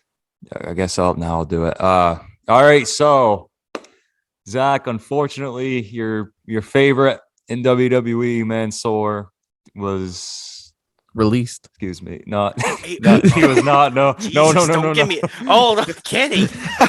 Kenny. I laugh like Ted DiBiase right in your face. The $1 million man is the $1 million liar. But no, unfortunately, Mansoor was not booked on tonight's show. There was no battle royal or match with a Mick Carter. Sorry. So, the hometown guy, Yeah. Yeah, he was they- not on the show. my boy, They big my boyed golden him. boy, was not booked. Your golden Saudi skinned little boy. Okay. Well, Yeah, I'll be right back. yep. back. Yeah, no worries, Uh, man. Okay. Yeah, Yeah, we'll, right. we'll continue. Oh, hello. Oh. Did we We've we lose lost him? broken connection with Broken Zach. Did he? Oh, he left. He has left the party. He Maybe was not. He was not a happy camper about the Mansoor thing. he wasn't. He wasn't Well, that having was- it. That was No the one saw first. no Zach, I guess. Yeah, that was the first on this podcast. But anyways, we'll move on with the show here. Raw Women's Elimination Chamber match. Bianca Belair won the gauntlet, so she will come out last in the chamber. Nikki Ash and Liv Morgan start out the match. Doudrop is the next one out. Nikki wants to team up with Doudrop to take on Liv, but she gets headbutted for her troubles. Ripley is out fourth. Nikki is kind of shaken up by this. She tries to escape Rhea by climbing up the chamber, but Ripley meets her there, slams Nikki's head onto the cage. Nikki falls off and lands on top of Liv and Doudrop. Ripley then eliminates Nikki with the Riptide. Blitz's pod opens next. She starts cleaning house. Morgan eliminates Doudrop with a sunset flip powerbomb from the top rope, but it looked like she tweaked her knee a little bit. The final entrant, Bianca, is out. Bianca and Ripley hit stereo vertical suplexes to Liv Morgan and Alexa Bliss. Morgan takes out Rhea Ripley and Bianca Belair with double knees. Then Alexa eliminates Liv Morgan by hitting the Twisted Bliss. Belair gets back into the ring and eliminates Ripley with the KOD. It is down to Alexa Bliss and Bianca Belair. Bliss gets Bianca in the mandible claw, but Bianca gets out of this and hits Alexa with the KOD to win the chamber match. She will earn a title shot against Raw Women's Champion Becky Lynch at WrestleMania. This is a very short chamber match. I can't say it was overly great. No, it was predictable.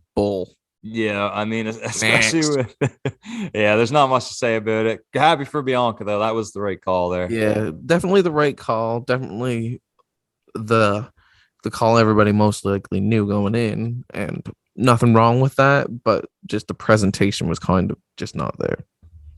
Yeah, but we'll see. Well, I feel like she'll probably beat Becky. I feel like that's the direction, hopefully, that they would go. She needs that revenge. She needs that revenge and that win back. We'll move on here. Another women's match. Charlotte Flair and Sonya Deville take on Ronda Rousey and Naomi in a tag match. Ronda comes out for her entrance. She's wearing her same judo gi that she wore when she won the bronze medal in the 2008 Olympics in Beijing. It looks like she just got out of bid. Yeah, I know. I guess it was a clever way to get around that. The women obviously got to cover up with kind of these bodysuits. And I mean, they weren't plain or nothing, like they had designs on them, so I can't feel too bad. Some of them were pretty cool. Some of them missed the mark. And Ronda just the whole reason I say she looked like she just rolled out of bed is because she didn't wear any makeup, and like just the way she the way the judo outfit looked on her looked like a rope. Yeah, pretty much. It was. I was confused. Definitely check that out. Yeah, check that out for sure. So due to Sonya's stipulation on SmackDown that we reviewed earlier, Ronda is forced to compete in the match with one arm tied behind her back.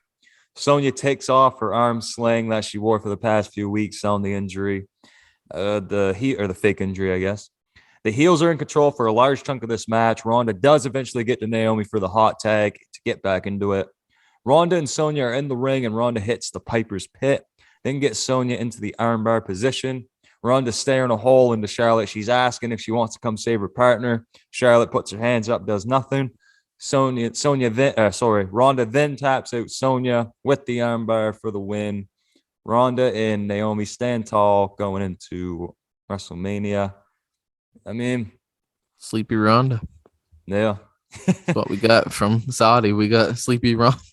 It was a basic tag match, and it was all right, I guess. But they mostly just tried to keep Ronda and Charlotte kind of away from each other and keep the other competitors, between them. Like they were just build up some hype for the Mania match, I guess. But hey, that's what they got to do. That is what they got to do. Now we're going to move on to the Falls Count Anywhere match. Maycat Moss with his buddy Happy Corbin at ringside taking on Drew McIntyre. Obviously, Happy Corbin gets involved early on. Maycap and Drew are fighting on the stage, and Happy and Maycap hit a double suplex to Drew. Now I'm going to talk about the spot that has been all over the botched accounts on Twitter and Instagram. Botchamania. Everyone's been talking about it. Drew gets Maycap Moss up for the reverse Alabama slam. He hits it, and he spikes Maycap right on the top of his head. Like, what the worst slam?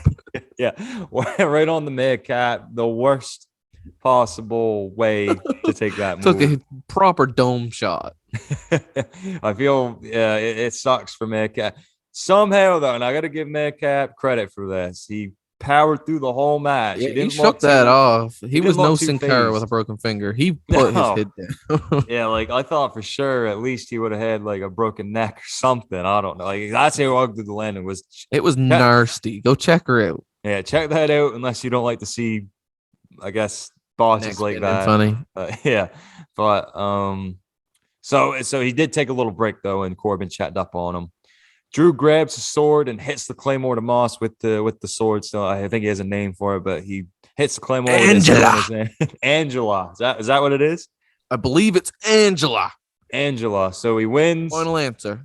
And yeah, so credit to Madcap Moss. I hope eventually he breaks away from Corbin and kind Yeah, I of. could see I see him as a a WWE body. yeah, like I got to give him full credit too. He's been putting on great matches. You know, it's hard to care about a McIntyre, Madcap Moss, Happy Corbin feud, but he's doing his best with it, and I got nothing for respect for Madcap, especially coming back from that injury, potential proved injury. He was a warrior. Yeah, underneath that joking gimmick. yeah, the bad jokes gimmick. But after this, The Miz is being interviewed by Kevin Patrick, I believe. The Miz says he needs a partner against the Mysterios, and he calls his partner a global athlete. He then finishes off by saying he's going to make a few phone calls. So I'm assuming on Raw we'll see someone return, someone debut. I don't know what that's entailing, but are we getting Elias back? Maybe it's Mansoor, a global athlete. Oh, that is a global athlete, I suppose. When you Zach can wrestle in Saudi one night and you can wrestle in Chicago the next. Brooke Zach may be happy after all, but after this, Raw Women's Championship match, Lita taking on Becky Lynch. Lita looked pretty good in this match for not having a singles match in what was it, north of 15 years. Yeah, pretty much. They were saying her last championship match was in 04. Yeah, so and I think she kind of stopped wrestling around 2006 or 7, I believe, if I'm not mistaken there. At least in one-on-one matches. But yeah, she looked great. Lita goes for the moonsault, but Becky drags her down and locks her into the disarmer. She then hits the manhandle slam, but Lita gets her foot on the bottom rope before the 3 count. Lita gets back into the match. She hits a twist of fate to Becky, then the moonsault for a kick out at 2.5. Almost won it there. Lita goes to pick her up, but Becky hits a second manhandle slam and retains her championship. After the match, Lita is visibly upset at her loss. She's kind of crying. So Becky lived up to her promise that she made on Raw, that the crowd will remember Lita with tears in her eyes. I don't think this is the last we've seen of Lita.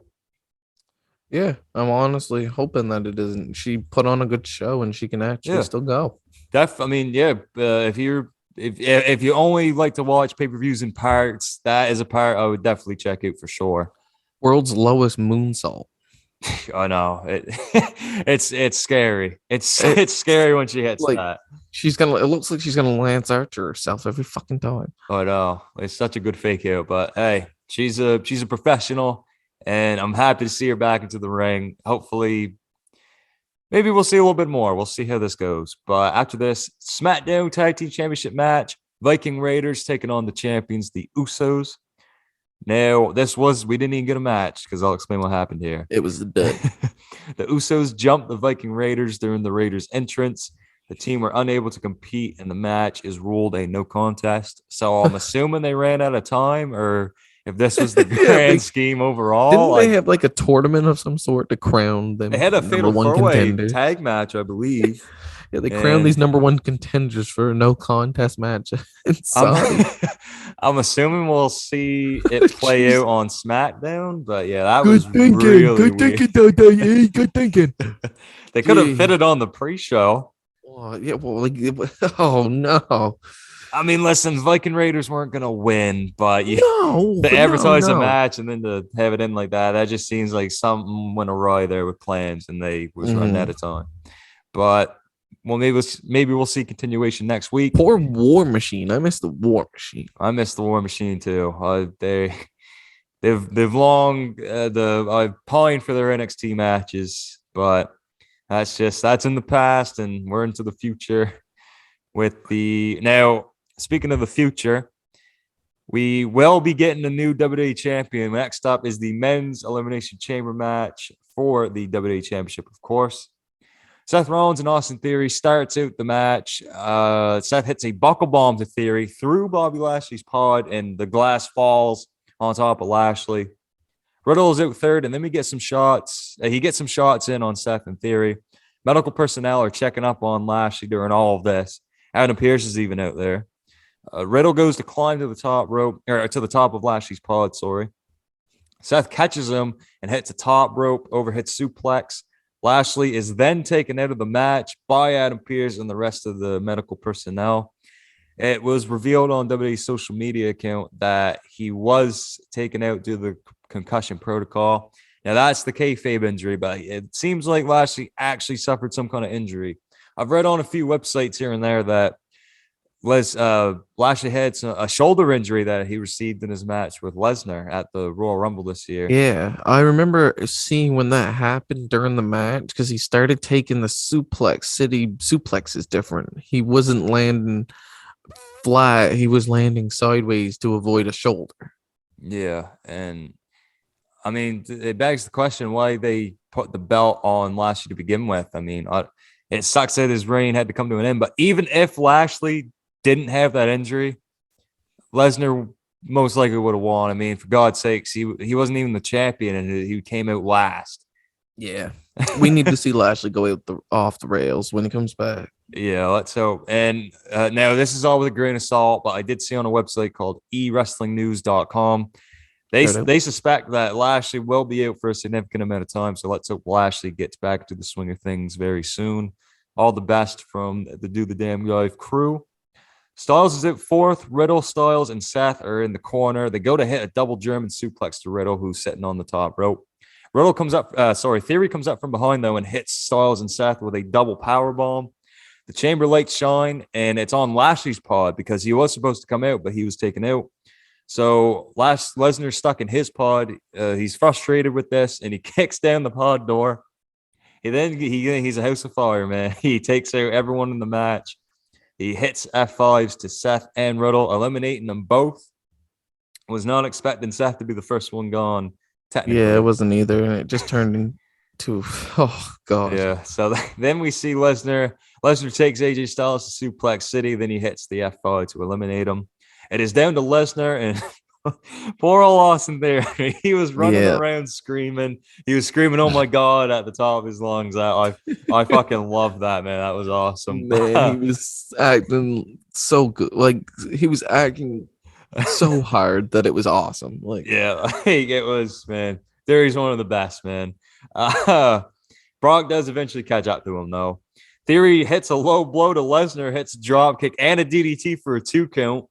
Theory then runs off. He tries to escape. He scales to the roof of the cage, and he tries to get through one of the holes there, but Lesnar stops him.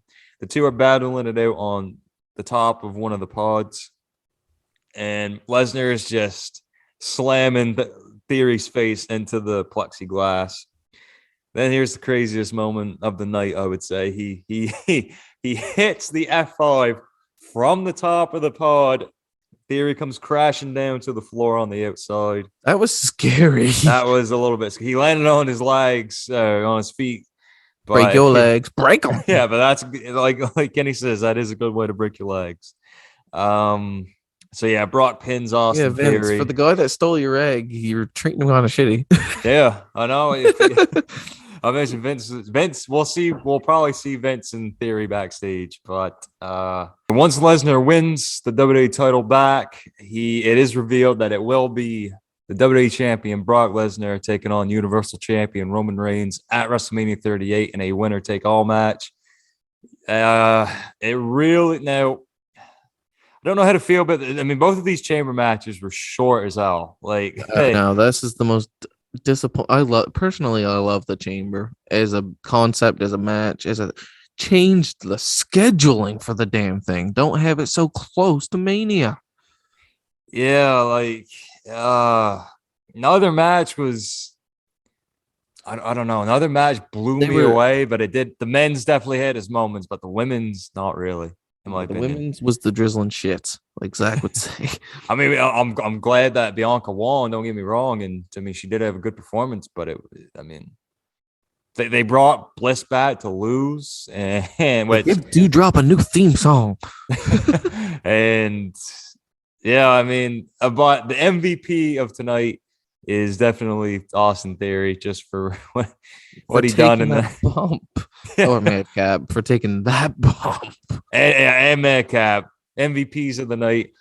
Austin Theory and Madcap. But yeah, so title for title match. We knew he was going to get it. Even if Lashley wasn't injured, I'm still not convinced that Lashley would have retained. But yeah, I mean, Missable show, yes. I know. Yeah, So it we can talk happened. about But check out if you want to check out the reverse Alabama slam that Drew gave to Madcap, and I Ooh, guess Alabama Hospital.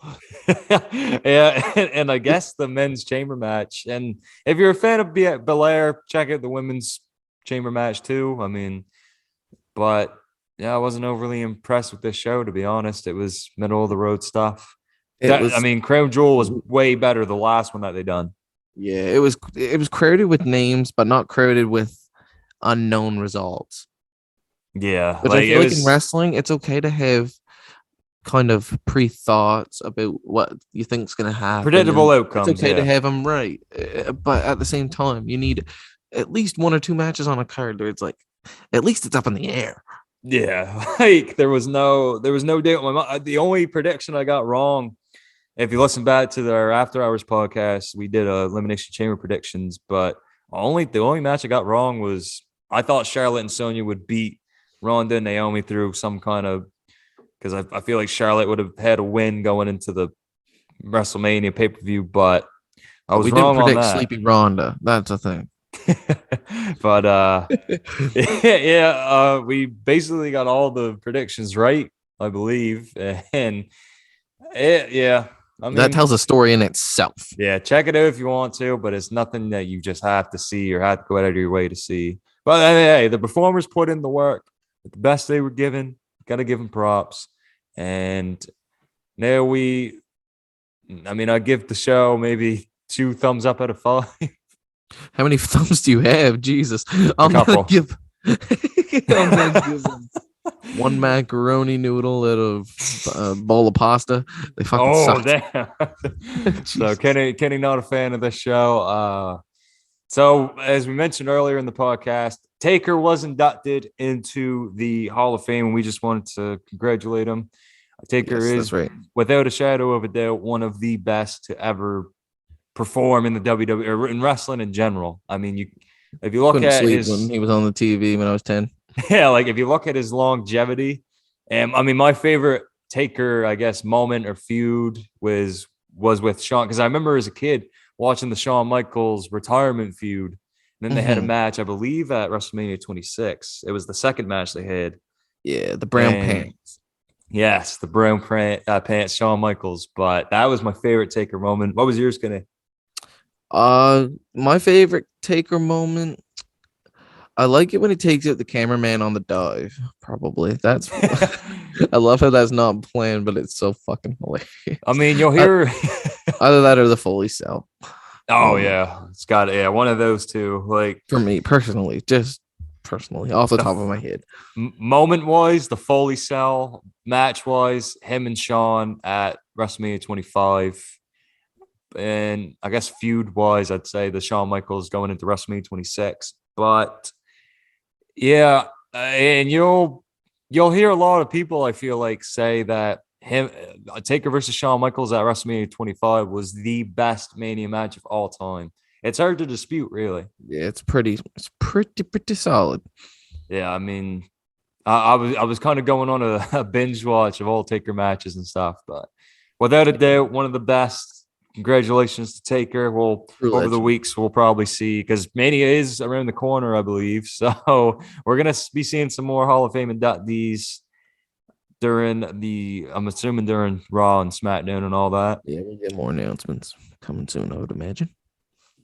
But so ends the review. That was it. We reviewed every show in one go. I hope you guys like this. We'll call it the super show, the super episode of the podcast. We will get back on track next week. We had some scheduling issues here and there with personal stuff and work. But we hope you guys enjoyed this. We kind of rambled a little bit, but we're recording this very late at night. So just cut us a little bit of slack there. and just enjoy. Just enjoy. If you like what we said, you like what you heard, or if you like my graphic skills, which I don't know, you probably don't. Yeah, but that's you probably do. You do. They're sick. Well, thank you very kindly. Leave a like and also leave a comment, because we're gonna rechristen the After Hours name on Saturdays or Sundays, depending on where we're gonna work out the schedules. when we review SmackDown and AEW Rampage, and then maybe the pay-per-view. We want to hear from you guys. Write down any wrestling question in the comments. Let us know what you're thinking about current day television or even past stuff. We will try to answer to the best of our abilities. Ask opinions, anything. Yeah, we want to hear feedback from you guys, and we will read them off in the Off the Rails podcast episode. So definitely check that out. Either YouTube, we got social media, follow us on Twitter, Instagram, and we got a TikTok. And hopefully more things will come in the future, like more content such as 2K22, which we're very excited for. That's right. And yeah, so stay tuned, guys, if you like what you listen to. And also turn on your notifications and subscribe for more. For now, I've been the Booker Man of Do the Damn Dive, Jot Nick. I've been the Bearded Sparrow, Kenny Arrow. Thank you guys for listening. Catch you in the next one. And we will catch you in the next one.